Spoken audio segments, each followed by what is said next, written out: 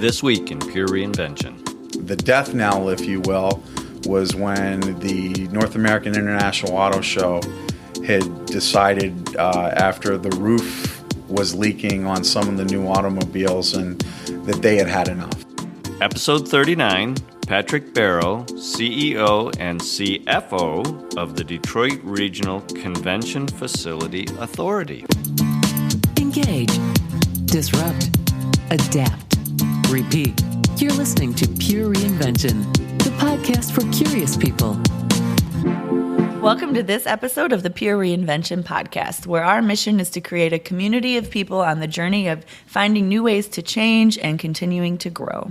I am Misty Miller, and with me today is Mike Bills, the founder of the Pure Reinvention Project and the master behind all things reinvention. What a great interview. Patrick was a phenomenal interview, and even when the recording wasn't going on, he just had stories, and we could have talked to him for a long time. You know, following up from the Shinola tour we took and speaking with Bridget, and then we followed up the next week with Patrick Bero, it is so impressive to me to see these two individuals have interjected so much passion and intensity into the success of each of the projects they're working on. Did you notice that? I did, and they're both transplants. They're not people that were born and bred in Detroit. They drank the Kool-Aid later in life, and I think that that's an interesting element to consider, but both in great ways. I mean, Detroit is home now, and they're both invested in its growth. And I think that just speaks to why we placed so much emphasis on ownership being step two in the reinvention process is and it's very evident in those individuals who are absolutely owning whatever the journey is that they're responsible for. And when you're a leader, that ownership is incredibly important for others to see you behave. Now, it's one thing, as we've noticed, for there to be the words, but what's really important, especially in the case of Patrick, there's the behaviors. Oh, yeah. You can see it, and you see it in his interview. Absolutely. And so as you listen to this interview, I want everybody to listen carefully, because you can actually pick up the 5 key steps in the reinvention process he talks about in the journey that Cobo has gone through. Cobo's journey is incredible, and it's now become one of the crown jewels for Detroit to build off of. Oh, that's a good way to describe Cobo. And so Patrick's interview was so good that we split this up into 2 parts. The first part that you're going to hear today tells pretty much the story of Cobo and how it started, and it was in a really bad place, and the journey it went on to reinvent itself and the group that helped push that forward. I want you to listen for the honesty and transparency in this story, because I think that was a big thing that helped rebuild Cobo. They had to be very honest to rebuild the trust out there. Misty, I think what's a really big takeaway in that particular point you just made was we sometimes think in reinvention we have to make up the story. And I think Patrick really reminded us you don't have to make up the story, you just have to be honest about the story and honest about the journey and transparent about where you're going, and make it believable, but make it honest and make it real. Very much. People connect to real. Let's listen to Patrick's story. Patrick, I'm really glad that you brought up the compelling story that you've told over and over, but everybody wants to hear it. Everybody wants to hear how Cobo has reinvented itself and stayed connected to the city of Detroit, but continued to separate itself from Detroit. So why don't you tell us a little bit about how that started and why you did it that way? Well, as many reinventions began, it started with a very downtrodden situation. Cobo Center was in a very, very bad state. The facility was in desperate need of repair after 10, 15, 20 years of deferred maintenance because of a lack of resources by the city. The team that was operating the center at the time on the city's behalf was on something less than a shoestring budget. They were literally in a barter economy where they were negotiating services in exchange to get things done. It was a very difficult environment, and you had gone from a situation where you had, in 1988, you had 20 citywide conventions that had come to the city of Detroit, being defined as multiple hotels being used to host the convention. It had gone from 20 down to 2 in 2008. And the death knell, if you will, was when the North American International Auto Show had decided after the roof was leaking on some of the new automobiles and that they had had enough. And they went to the city and they said, either you do something about this center or we are taking this show elsewhere. That's a pretty big wake-up call. It really is. And not only was it a wake-up call for the city, but once that happened, there was the recognition on the part of political leaders throughout the region and the state that this was a very real possibility, and they all knew that the city didn't have the resources to do what was being asked of them, and that this was going to require a broader solution. So you had the political leaders coming together, but there was also a great deal of mistrust at the time. There was corruption that was going on in the city, and the regional partners and the state itself was being asked to contribute financially to a solution, and there wasn't a lot of trust there. And the political leaders came together and they said, if we're going to do this, we're going to have to do it differently than we've done things before. And you had leaders like Brooks Patterson in Oakland County and just flat out insisting. He said, I'm not contributing my taxpayers' money unless we have a say and we have oversight and we know that there are strict controls. And Macomb County was on board with that, and so was the state and Wayne County. And the parties all came together and they set up a new structure. And the new structure for overseeing this was going to be an independent authority where you had one appointee from each of the participants. So you had the three counties, Oakland, Wayne, and Macomb. Wayne County, the home of Detroit, Oakland and Macomb, the two northern counties that were participating in the effort. They each had one appointee, the state had an appointee, and the city had an appointee. And everyone carried equal weight, and everybody got one vote, and anything that was going to be done had to be done unanimously. And a lot of people thought that that was the poison pill. It sounds like it. That's a scary thing in any sort of democracy. Oh, sure. And it particularly in an environment where it was contentious. The relationships were contentious between the counties, between the city and the counties, between the city and the state, and there was a lot of mistrust there. And it took political courage. It took political courage for Brooks Patterson to insist that, no, it's going to be unanimous and everybody gets one vote. Nobody has a bigger say than the other. He stuck to his guns on that. The other parties came together and agreed. And Ken Cockrell at the time, who was the deputy mayor, or not the deputy mayor, he'd ascended to the interim mayor after Mayor Kilpatrick was removed from office. It took his political courage because there were a lot of people in the city and on the city council that didn't want their asset, they would call it their jewel, to be turned over to an independent authority that they didn't have direct control over anymore. And it took his courage and leadership to say, no, this is important. We need to get this done. We can't lose this show, and we have to restore this center to its rightful place in the marketplace. It had fallen to such deep depths that we weren't attracting any business anymore, and the convention center is vital to hospitality, tourism, and trade in any community. And we had to get this fixed, and we had to do it right. And so just the courage of setting up something different that hadn't been done before in this area, to assume control of this asset and then be given the direction that you were going to transform it physically, but you were also going to transform it from a philosophical standpoint, how it does business, and you are going to become more business friendly. And we run this like a business. This is not an arm of municipal government. This is a business, and we treat it like a business. And it was even enshrined in our enabling legislation that we don't have many requirements, but one of the requirements we do have is that we have to get this center operating at break even by 2023. And break even is defined as no loss without an operating subsidy from the state or the city or anybody else. And there's no public convention center anywhere in the country that operates without an operating subsidy. But we've embraced that objective. We're not whining about it. It's what we've been directed to do, and that is the goal that we are pursuing.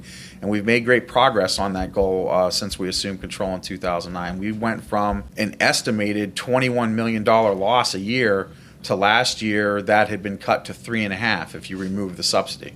We've closed the gap quite a bit. We've completely transformed the way the facility looks and feels and the way it operates. But again, it all starts from that crisis point, and we had to clear a lot of hurdles to get to this point. We had to earn a lot of trust. The appointers, after they came together and agreed on the structure, they then in turn had to appoint confident, capable people who are each individual on our board is tremendously successful in their own fields of endeavor. Larry Alexander's the head of the Detroit Metro CVB. He's the state appointee. You have Mike Carroll is the CFO of George Ott Construction up in Pontiac. He's from Oakland County. He's a CPA. Well, he just so happens the board members selected him as treasurer because of his background. You have Joe Abdu, who at the time was the business manager for IBEW Local 58, labor relations, and electricians do a lot of work in Cobo Center, and so he's very familiar with the facility and very familiar with construction, which were vital skills that were needed. Wayman Guillibo, who's the city's appointee, vice president of the Detroit Economic Growth Corporation, very experienced at urban development, and particularly in the city of Detroit and how to get things done within the city of Detroit. He oversees the entire capital program. And at the time, the Wayne County appointee was Julietta Cote-Ibu, Vice President of Public Relations and Government Relations for MGM Grand. Very well respected in the state of Michigan and nationally as well. So if you look at the skill sets of our board members, it was really a perfect combination, and everything that we needed to be successful was put in place for us. And then their only direction when they came together was do this the right way. And they were determined that we were going to be fully open, we were going to be fully transparent, because there was a lot of controversy when this was set up. And the way you address that controversy and quell it and show people that you are going to do things the right way is you are fully open and transparent in everything that you do. And we have followed that mantra from day one, and it's been very successful for us. Can you speak a little bit to some problems you had with the word Detroit being in the title of your business? Oh, sure. That made its way. It became most apparent when we were going out to the marketplace to get the initial round of financing for the reinvention of the center, the construction project. We needed to raise $299 million. $20 million of that went to the city for the one-time payment on the 30-year capital lease that the authority's taken out. That's how the authority controls the facility. Technically, it's a 30-year lease from the city. We gave them $20 million one-time payment, and then the remaining $279 went to the capital program to reinvent the center and transform the center. When we went out to the financial community to meet with them and discuss what our needs were and how they could help us, again, back to open and transparent, one of the financial institutions wanted to meet with me to discuss what they could do for us. So if I did it with one, I had to do it with all of them. And we did. And my bond counsel was present at every meeting, and we sat and we shared ideas. And really that kind of formed the foundation of how we went out to the market for an RFP. We said, okay, here we've got all these different ideas. Now we got an idea of what this framework might look like. Now let's go out to the market for a formal bid and see how they come back. Well, in those 11 meetings, every single one of the financial institutions on their own would ask us, is there any way you can get the name Detroit out of Detroit Regional Convention Facility Authority? Because there were a lot of negative connotations in the financial community associated with the name Detroit, and the contention was removing Detroit from our name would save us 50 to 75 basis points on our financing, which is millions of dollars for the state's taxpayers. Yet you still said no. You were still willing to stand up for having Detroit in the name. Why? Well, it was easy because, first of all, it was in our enabling legislation, and we had to. So your spine is stiffened a little bit by reality. We weren't going to get it out. Now, we could have gone to the state, and we could have gone to the and said, hey, let's rewrite this legislation so we can get the name Detroit out. But really what it came down to is we're in Detroit. It's part of who we are, and we're not going to remove the name and somehow think that removes everything else associated with it. We're going to change the thought about what the name Detroit means in the marketplace, and we're going to do that by showing that we are doing things the right way. And again, it's part of the reinvention. Sweeping stuff under the rug doesn't fix it. You've just moved the dirt. We're going to sit down and we're going to transform what this name means in the marketplace. And not only is true with the name Detroit in our name and what we were able to do successfully in the financial community with our bond issue, it has to do with the name Cobo itself. When we first undertook this effort, there was big conversation. The name Cobo in the convention and meeting industry had really, really gone down to the lowest possible level. When you said Cobo, people would say, there's no way I'm going there. There's no way I want to do my business there, hold my event there. You had an image problem. Oh, a big image problem, and we had to change it. And so part of the initial thinking was, well, let's rename Cobo. Let's immediately go out for naming rights. That'll be one of our sources of revenue to get us to break even. Rename the facility, get the name Cobo off of it so we can start that transformation process. But again, it came back to, does changing the name change the situation on the ground? And it really didn't make much sense to do that until you change the reality on the ground, the fundamentals of the business, the everyday blocking and tackling. Once you change that, things start to take care of themselves. And lo and behold, that's exactly what's happened. The thought of initially we're just going to remove Cobo from the name of the center, change it to something else to change our image in the marketplace. Cobo has now become a great success story because of the reinvention. And so now the thought is, well, now we got to keep the name Cobo in because it's a positive.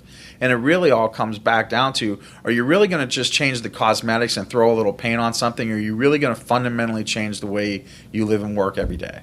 That's funny that you mentioned the paint, because that's one of Mike's and my favorite examples is you can paint a room, but it's not going to change the size of the room. Exactly. If you right. really want to reinvent something, you're going to knock down walls, you're going to change the floor plan. Mm-hmm. Who cares what color's on the wall? Mm-hmm.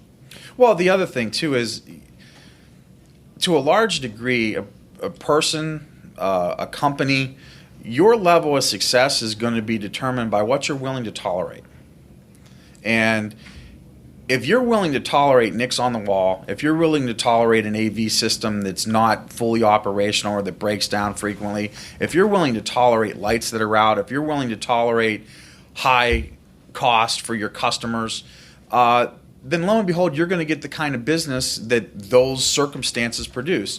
But if you come out every day and you say, you know what, we are committed to excellence and we are committed to the constant pursuit of it and constant reinvention of ourselves, and we're not going to be complacent in how we live and work every day.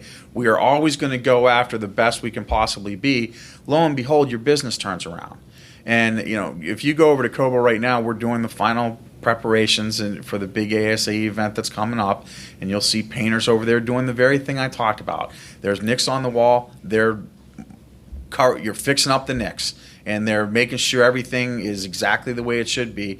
And that's a good way of doing business. And if you look at the most successful people, the most successful companies, that's the way they do business. They don't accept mediocre. They don't accept, well, that's good enough. It's never good enough. You always got to strive to get better. So talk to me a little bit more about how if you tolerate something, you're not going to get the same outcome as when you commit to the excellence of something. Well, you know, one of the interesting things that came up, again, during the controversy of the authority assuming control of Cobo Center, there was a great deal of angst in the community and on Detroit City Council and in the administrative leadership of the city. They just assumed that the authority was going to come in, and their first action was going to be they were going to remove everybody from the center. They were going to remove all the businesses, all the people that had worked there, and they were going to bring in all these outsiders to do everything. And that's not what happened. What we brought in is experienced management that did this every day, and the authority legitimately brought resources to the table that the city didn't have. And by bringing in experienced management, they gave the employees that work there every day the training and the resources they needed to do their job well, and they gave them the supervision and direction that led them along that path. And lo and behold, when you give people the training and the resources to do their jobs well, more often than not, they're going to do their jobs well. You can't expect somebody to deliver good service if you put them in back of the counter and say, have at it. And you don't give them any direction. You don't show them what good service means. You don't teach them you want them to interact with the customer. You don't give them uniforms so that they look presentable. And hold them to a standard. This is what we expect of you every single day, and it's clear and it's mutually understood. And all parties then can come to the table and know exactly what's expected of them every single day, and then they deliver. People will deliver what you expect of them. And if you don't hold them to any standards, you don't hold them accountable, they will deliver substandard service. But if you hold them to a high standard, they will deliver a high standard. And that's been proven more than anything with the team that we have at Cobo Center.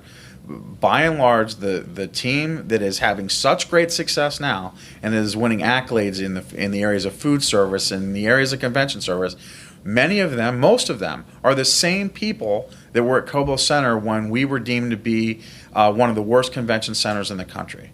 And it is not a coincidence that these people who now were given the resources to do their job and the training to do their job are now doing their jobs well. There's a lady who works on the food service side. She's been there 46 years. Wow. And I think about everything that she's gone through during her tenure at the center. And part of me feels bad. It feels bad that she was in those conditions, feels bad that, who wants to go to work every day and be told that you're doing a lousy job?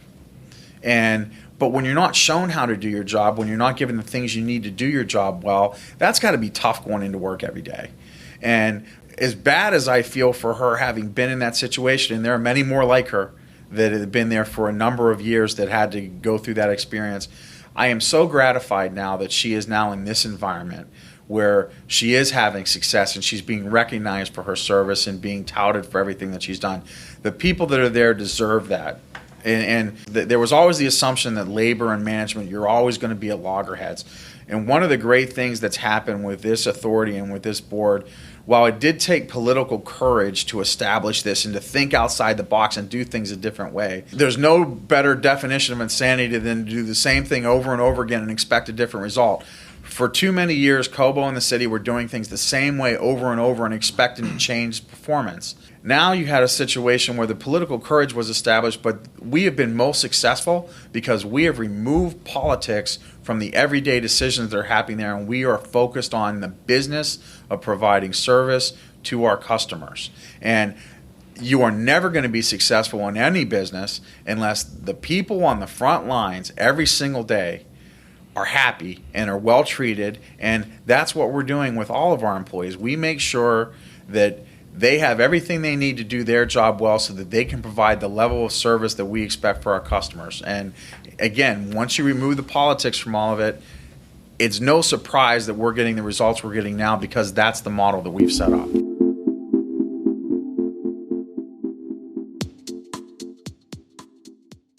Misty, as the Queen of Sparkle, there has to be so much in Pat's information for you to work with. I think our conversation with Pat was mesmerizing, and there is a lot to be attracted to in what he was saying. My big takeaways were transparency, trust, and courage. Patrick did such a phenomenal job of first of all saying they had a big problem. I mean, and I think part of the first step in reinvention, disruption, is being able to admit that. Instead of just saying, well, a little change here and there and we'll be all right. Sometimes, as they had to do with the Cobo Authority, they had to say, we have a big problem. Why is that so hard? Well, I think it's hard for a lot of people to admit that the model that they used to have that was so successful under their watch is now not succeeding. And as a leader, I don't know as though our role is to hold on to what is clearly not working anymore. I think Pat's got it more right in that our role as leaders is to admit the facts that everyone else knows and sees, and you have the courage, I think that was a word you used, you have the courage to start implementing different circumstances to get to different results. I liked it when Pat said, when you're sweeping stuff under the rug, you're just moving dirt. And I had never really heard that example before, even though I'm sure it's probably been said, but it makes sense. It's a perfect metaphor for what was happening at Cobo. They were overlooking their key problems. They were just moving the dirt around until somebody, a big, important client of theirs through the auto industry, said, this is not working. Enough is enough, and I think that was enough to get everyone's attention. The next step in that process, Misty, is I don't think a lot of people realize is they put a whole new decision-making model in place to make sure that wherever they were going to have a whole different way in which decisions were going to be made and the intention for what those decisions were supposed to do. So instead of having a regional authority that was conflicted with differing agendas, they made sure that they were all on the same agenda. And I give a lot of credit to Larry Alexander, who was the chairman of that group, for making sure he was able to synchronize all of the regionalization that needed to go on to move Cobo into a enhanced position that it is right now. Larry's a stellar example, but everybody that makes up that team have their own strengths that they bring, and they're all invested in the same thing, which isn't really just Cobo, it's Detroit. They recognized that Cobo at one time was a state-of-the-art attraction and brought a lot of business to Detroit. And over a period of time, that luster had waned, and they were committed to making Cobo be once again a convention center like no other in the world. And if you've walked through that facility, Misty, they have been successful. Oh, it's quite a sight. It's a really great thing to see, especially if you had seen it before. So it's cool to see the comparison. I think this team is a good example of getting the right people and the right stakeholders in the room. And that can't be lost as part of the peer reinvention process. Is that point is really engaging and firing your stakeholders in the right direction. I think that's absolutely correct, Misty. They took the assets that existed and they were able to say, how do we now realign these differently? I mean, he talks about having the same employee that was there for 40-some years. They didn't necessarily go through and clean house. They just looked at what they had in a very different way. And I think that's our role as leaders, is to look at what we have in a different way and get different results. I think in his interview he said, how could you go to work for 40 years and be told you were doing a terrible job? Mm-hmm. And he said something else, that we're in the business of providing customers or providing excellent service to our customers. And I think that although he didn't pick this apart, I think he doesn't mean just the customers that are coming into Cobo. It's their employees. He means everyone that's associated with the Cobo brand. Here's what's very interesting is I also think they mean all of the residents of Detroit who are even walking around the outside of the Cobo Center, who understand how important their role is in making the guests inside of the Cobo Center feel welcome in the city of Detroit. I would agree. That's how aggressive they are about making sure that the continuity and the community that the Cobo Center is brings everyone in downtown Detroit to the same point, which is the guests that come to Detroit have to have a wonderful experience. We had another podcast with Tom Connors that really talks about that. So if our listeners want to go back and find more about the Cobo story, that's one way to do it. What else did you learn from Patrick? Well, I think we're going to do actually, Misty, his conversation was so cool that we divided it in half, and he's going to talk a little bit about how he was able to organize the financial resources, which is another mesmerizing story into itself. But I want to go back to this concept of how you don't have to have new resources to rebuild something. They didn't demolish Cobo. They didn't move Cobo. They didn't cut it in half. They didn't turn it upside down. They said, this is a great place for a convention center. This is a great facility. Let's use the foundation that's here and let's reinvent this space. Literally and metaphorically, they went back to basics. They found their fundamentals. They found their core, their unique value proposition, their deep, deep core, and they said, we're doing this. And in the next conversation, you're going to hear about how they financed it. But you are absolutely dead on right, Misty. We're committed to here. Let's go back and understand our foundation. Let's understand what our purpose is. Let's understand what our intention is. Let's be transparent and honest with what our core is, and then let's rebuild this from that foundation up and get to a new level of a success, and they're doing it. And that sounds like pure reinvention to me. Remember, when you're ready to make a change, make it a change that lasts. Make it pure reinvention. Thanks for listening to this episode of Pure Reinvention. Keep the conversation going and get alerts when new podcasts are up by following us on Twitter at Pure Reinvention or sign up for our mailing list at purereinvention.com.